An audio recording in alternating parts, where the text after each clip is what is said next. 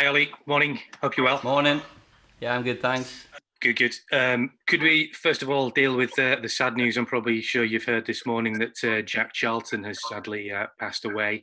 Obviously, you and I are both too young to remember him as a player, but certainly as a manager, he leaves behind a great legacy. Do you have any memories of ever actually having met Jack or watching that famous Republic of Ireland team from the World Cups gone by? Yes, of course, and as you say, very sad news, and a legend of football and a gentleman. I've watched Norway play Ireland in the World Cup '94, but he was always so passionate when he was speaking, and it's sad to hear. Moving on to United matters, obviously such great excitement, particularly about Mason Greenwood at the moment. You've said that it's down to him as to how far he wants to go, but at the same time, are you going to have to be a little bit careful in terms of making sure that he doesn't burn out or get his head turned or lose his focus at all, do you think? He's, you know, that age, you've got so much energy, you've got no fear, you just want to go and play football. If we have a day off, he'll go and play football with his mates. So I'm not worried about Mason this season. We've just got to look after him, of course, in his whole career. He's a fantastic boy to work with. He's just he loves playing football, and it's at the moment he gets results and rewards for his hard work. Simon Peach. Morning, Ollie. Morning. This time last year, we were either on tour or just heading out there. I've lost count of time. But when you were asked about Mason Greenwood potentially going out on loan, you said there's no chance of that. He's staying here. And you likened him to the way that Ryan Giggs, the club kind of cultivated and nurtured Ryan Giggs through. I guess even Sir Alex Ferguson would have been impressed by the way that you've handled Mason. But has he surpassed your expectations this season? Not really. We know what he's capable of, and we always trusted him to be part of this squad and chip in with performances and goals. Of course, we see it every day. We've seen it. I've seen it since I came to the club 18 months ago, or he's just a natural footballer. And when you put natural good footballers with better footballers that he's used to play with, that'll just give him more opportunities to show his qualities. So the club, they know what they're doing when they're educating people and the players. In recent press conferences, we've asked about would you need to change the side because of tiredness and stuff, and you may well have some injury issues, which you might give us. But is it actually a benefit to have the team playing together regularly, having this kind of unit that you're building that can go out week in, week out and win these matches? Yeah, there's so many things that you have to consider when you manage a team, and of course there's a squad. We got players here that chomping at the bit, they want to play, but you got players who are in the rhythm and keep on playing well, so there's less work on the training ground, obviously. So there's loads of decisions to be made, but they make it easier by playing well and performing well and looking after themselves. So if we don't get too many injuries, there's no reason to change too much when you're doing well. Morning, Ollie. I just wondered how much planning you're doing for next season and what the difference is in those plans, depending on whether you're in the Champions League or whether you're not. There's quite a lot of planning going on. When do we start the league? That obviously is probably determined by how far do we go in Europe. So you can't really decide on the program, the training program. There's so many small decisions, and of course transfer that's sometimes out of our hands as well, because if the team is going well, what do we need? What don't we need? Do you get injuries? So that's just a way of working in this job, that you always got to plan for different scenarios. And but now the uncertainty of dates, how much holiday can you give them? How will next season look like? It's still a little bit of Is it finger is up it fair? up in the air.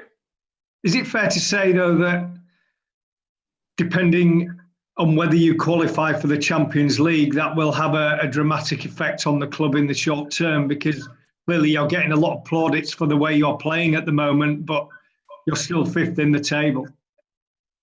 I don't think it's like dramatic decisions. The word you said there, I don't think the club would either panic or suddenly go crazy with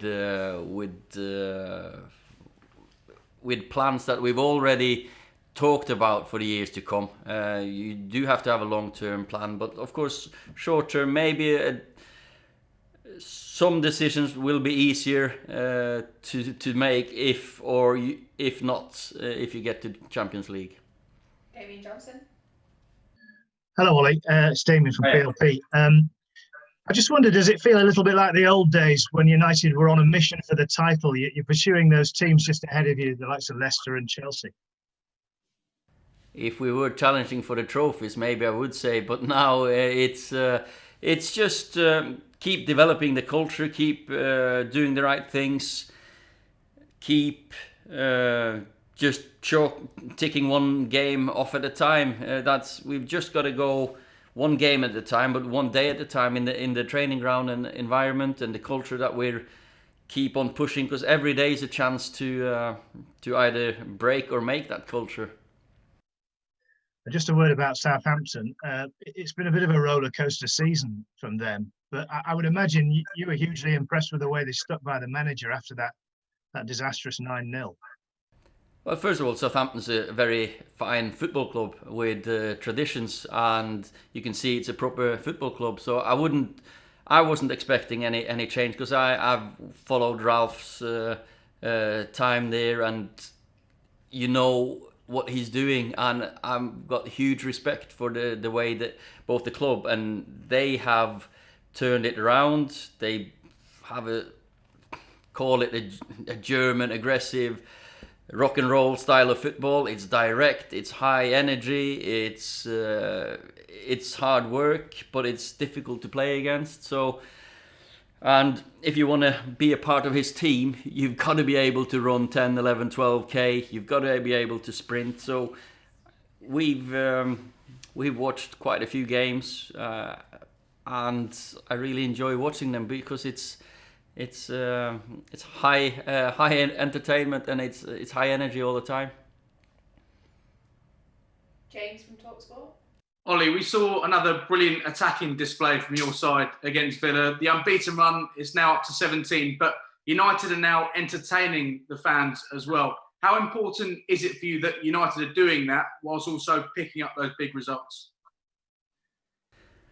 Well, Manchester United have always been, it's about winning, of course it is, because you want to win trophies, but it's also about our fans and the way we approach the game, the way we approach football, that you play with pace, you play with power, you play with no fear, you take risks, and you've got players who've got quality. So it's just, that's just the DNA of the football club. And of course I'm happy when you score goals and when you don't concede, but it's always been built on a strong foundation. You know, when we had Pallister and Bruce, or Stam and Johnson, with fantastic keepers behind them, the engine room with Roy Keane, Brian Robson, they lay the foundation for the forwards to show their skills. So long may it continue. We just got to take one game at a time.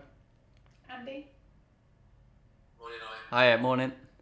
What have you made of the way that Marcus Rashford has played since the restart and him coming back from quite a serious injury?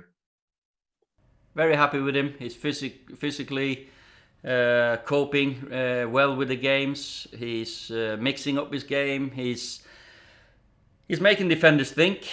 He runs in behind. He comes short. He can play a pass. He can play and run. He's got individual skills. So Marcus has got all the attributes to be a top centre forward, and he can, not centre forward, a forward. Because I think you can see our players suddenly pops up on the right, Mason on the left, Anthony on the left, right. you want that rotation between them, but also sometimes have the discipline to stick out wide and create space for others and make runs to create space for others. I don't think that's... Sometimes you get an assist for me in my head when you make a run to create space for others. And we see it. Okay, last question, Ingrid. Hi, Ola. You said after the Villa match that you come a long way this season. I was just wondering if you could elaborate a little bit on that. You know, how would you describe the development from you started the season up until now? Well, we've had an up and down season. We started fantastically well against Chelsea with a great win. Played some very good football. Then we we got a setback, and of course, I think the players have stuck to the task in hard times, difficult times.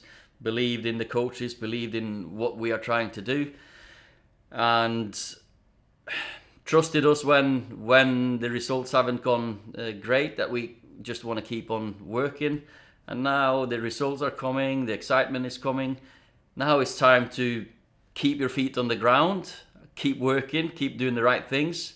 Don't believe in all the hype or all the praise. That's not their job. Their job is to perform when they play. Same as don't believe in all the criticism when you don't do well, because trust your teammates, trust yourself. And now you can see the end. It's not too far away, so it's a strange one because we've been out for so long. But now we've had it's only 4 games left of the season, so the goal is getting closer.